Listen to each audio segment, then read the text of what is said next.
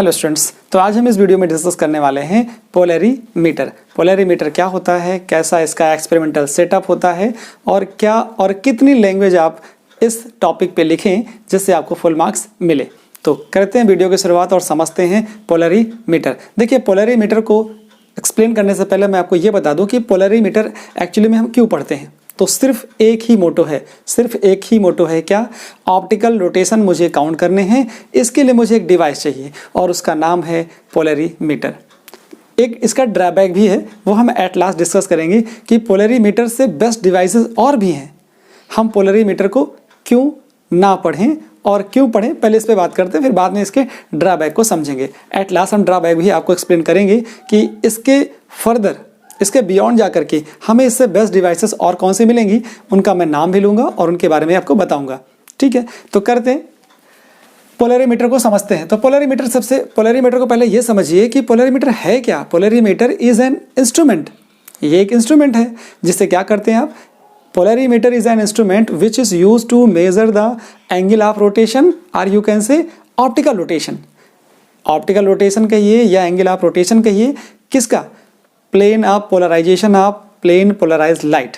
ठीक है, अब प्लेन ऑफ पोलराइजेशन कहिए या प्लेन ऑफ वाइब्रेशन कहिए, किसके, प्लेन पोलराइज्ड लाइट के वाइब्रेशन का रोटेशन काउंट करने के लिए ही हम पोलरीमीटर को स्टडी करते हैं। ठीक है, तो ये बात तो हो गई पोलरीमीटर के बारे में। अब पोलरीमीटर में क्या होता है उसको समझते हैं। तो उसके लिए हम लेंगे पहले एक एक्सपेरिमेंटल सेटअप। तो देखिए, एक्सपेरिमेंटल सेटअप मैंने ऑलरेडी बना दिया है। तो एक्सपेरिमेंटल सेटअप में क्या देखते हैं कि हम लेते हैं दो निकोल प्रिज्म। क्या लेते हैं, निकोल प्रिज्म। अच्छा, निकोल प्रिज्म, फिजिकल ऑप्टिक्स में निकोल प्रिज्म की जरूरत क्यों है, इसकी सिंपल मीनिंग ये मैं आपको बताऊं कि निकोल प्रिज्म की जरूरत इसलिए है कि हम चाहते हैं कि डबली रिफ्रैक्टिंग सरफेस मिले। मतलब ये हुआ कि आपको डबली रिफ्रैक्टिंग रेज चाहिए। तो डबली रिफ्रैक्टिंग रेज का मतलब हमारी जो अनपोलराइज्ड लाइट है वो ई रे और ओ रे में टूटे, ब्रेक हो जाए, पर हमको केवल एक रे चाहिए, एक रे एब्जॉर्ब हो जाए। तो उसके लिए बेस्ट जो आपके पास डिवाइस है वो है निकोल प्रिज्म। ठीक है, निकोल प्रिज्म के थ्रू आप क्या करते हो, पहले निकोल प्रिज्म में देखिए, निकोल प्रिज्म में क्या है कि अनपोलराइज्ड लाइट नॉर्मली पास होती है तो वो ई रे और ओ रे में टूट जाती है। अब निकोल प्रिज्म का ऐसा कंस्ट्रक्शन है कि ओ रे ये कंप्लीटली एब्जॉर्ब हो जाती है और ई रे से ट्रांसमिट हो जाती है। तो जो भी वाइब्रेशन मिलता है वो क्या मिलता है, प्लेन पोलराइज्ड लाइट। तो पोलरीमीटर में हम दो निकोल प्रिज्म यूज करते हैं। दोनों निकोल प्रिज्म कैसे होते हैं, पहले हम क्रॉस्ड रखते हैं, दोनों एक दूसरे के म्यूचुअली परपेंडिकुलर होते हैं। मतलब ये इसकी ऑप्टिकल एक्सिस पोलराइजर की और ये एक्सिस एनालाइजर की, दोनों एक दूसरे के म्यूचुअली परपेंडिकुलर हैं। जिससे होता क्या है कि ये जो वाइब्रेशन है ये प्लेन ऑफ वाइब्रेशन है, ठीक है, प्लेन पोलराइज्ड लाइट के, ये इससे ट्रांसमिट नहीं होते हैं। यहाँ पे मैंने लगाया हुआ है सर्कुलर स्केल। इस सर्कुलर स्केल पर हम डिग्री में रोटेशन काउंट करेंगे। फिलहाल अभी ये जो वाइब्रेशन है इससे ट्रांसमिट नहीं हो रहे हैं और यहाँ पर फील्ड ऑफ व्यू में कोई लाइट नहीं मिलती है। मतलब इनिशियली हमारा field of view completely dark है। तो इस बात को समझने के लिए हम कितनी लैंग्वेज लिखते हैं। देखिए, हमने क्या किया है, हमने लिखा है कि it consist two Nicol prism. कितने निकोल प्रिज्म है, टू निकोल प्रिज्म, जो कैपेबल हैं ऑफ रोटेशन के लिए, capable of rotation about a common axis. जो ये एक्सिस है ये होती है कॉमन एक्सिस। यहाँ पर एस सोर्स होता है अनपोलराइज्ड लाइट का। स्लिट इसलिए लगाई जाती है ताकि बीम के फॉर्म में हमारी अनपोलराइज्ड लाइट जाए और नॉर्मली फॉल्स हो निकोल प्रिज्म पर।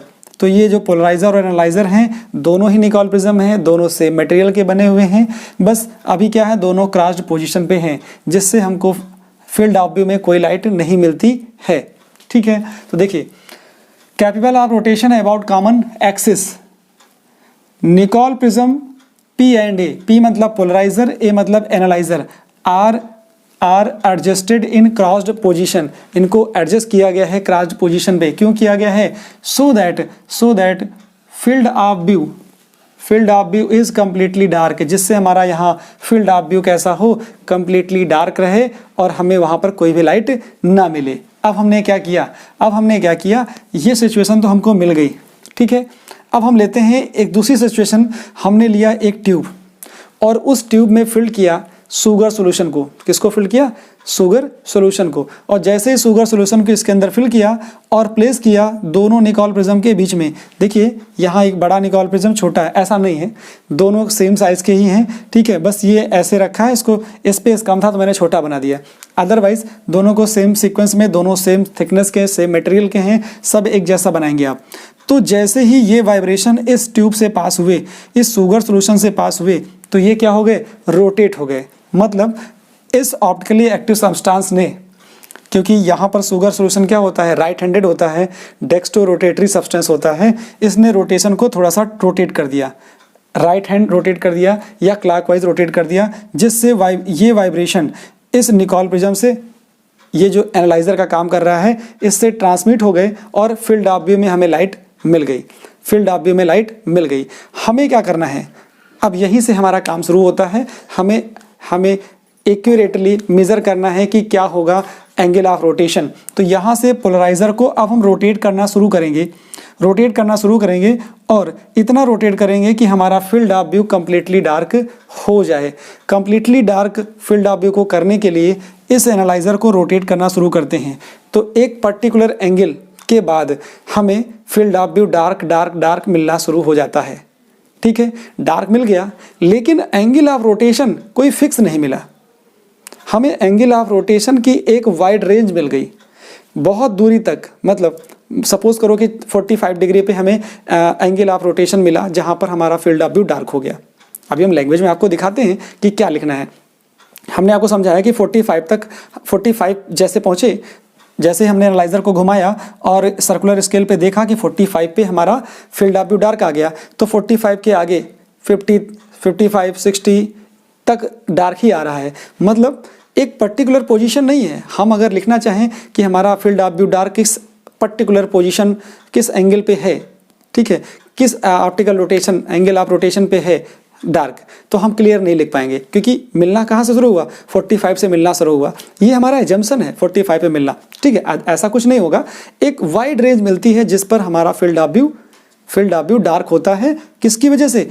पोलराइजर के रोटेशन की वजह से। तो ये इसका ड्रॉबैक है कि ये पोलरीमीटर ऑप्टिकल रोटेशन क्या करता है? ये ऑप्टिकल रोटेशन को मेजर करने के लिए इंस्ट्रूमेंट है, लेकिन इसका ड्रॉबैक यही है कि ये एक पर्टिकुलर पोजीशन नहीं देता है कि जिस पर हमारा field of view completely dark होगा।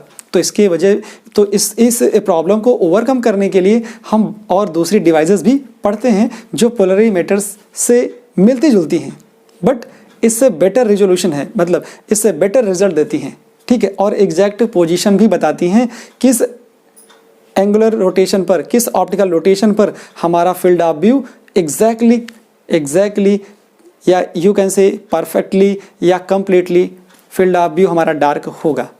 ठीक है, हम एक एग्जैक्ट पोजीशन चाहते थे, वो हमको मिल भी जाती है। वो उन डिवाइसेस का नाम क्या है वो मैं आपको बता देता हूँ।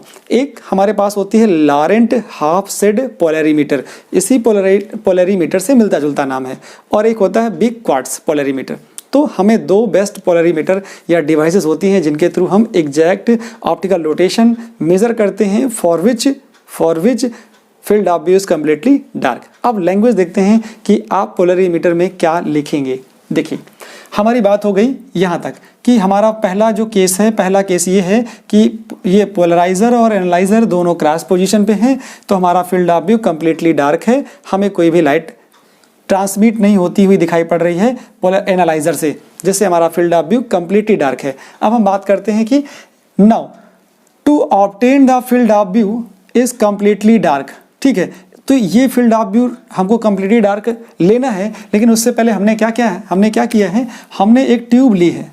देखिए, इस पोजीशन के लिए तक क्या था, फील्ड ऑफ व्यू हमारा कैसा था, कम्प्लीटली डार्क का था। उसके बाद हमने क्या किया, अ ट्यूब टी, ये हमारे पास एक ट्यूब टी होती है, tube T containing sugar solution, क्या लेता है वो, शुगर सोल्यूशन लेता है, is introduced between polariser and analyser. Polariser और एनालाइजर के बीच में हम एक ट्यूब जिसमें शुगर सोल्यूशन मैंने लिया हुआ है उसको इंट्रोड्यूस करता हूं। तो sugar solution is introduced between polariser and analyser and hence some light is found in the field of view. हमें फील्ड ऑफ व्यू में कुछ लाइट मिल जाती है।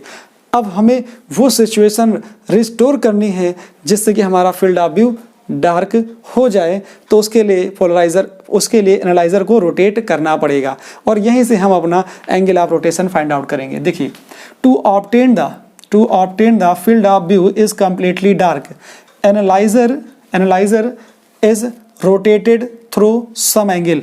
हम इस एनालाइजर को थोड़ा सा रोटेट करेंगे, कुछ एंगल रोटेट करेंगे जिससे हमारा field of view completely dark हो जाए। एंड नोट दैट एंगल, ये दैट है, that angle on circular scale. इस सर्कुलर स्केल पर हम वो एंगल नोट करेंगे जिससे कि हमको हमारा field of view completely dark मिल रहा है। और उसी एंगल को क्या बोलते हैं, उसी एंगल को angle eight which field of view is completely dark called angle of rotation, या इसी को हम लोग क्या बोलते हैं, ऑप्टिकल रोटेशन। जब हमें ऑप्टिकल रोटेशन मिल जाता है तो हमें मालूम है स्पेसिफिक रोटेशन कैसे फाइंड आउट करना है। तो स्पेसिफिक रोटेशन का ये फॉर्मूला है S = θ/LC। देखिए, L और C तो आपको पहले से मालूम होगा क्योंकि ट्यूब की लेंथ आप रख रहे हो, ट्यूब तो लेंथ मेजर कर लोगे। कंसंट्रेशन C, इसका कंसंट्रेशन क्या है C, इस सॉल्यूशन का कंसंट्रेशन क्या है वो भी आपको पहले से मालूम है।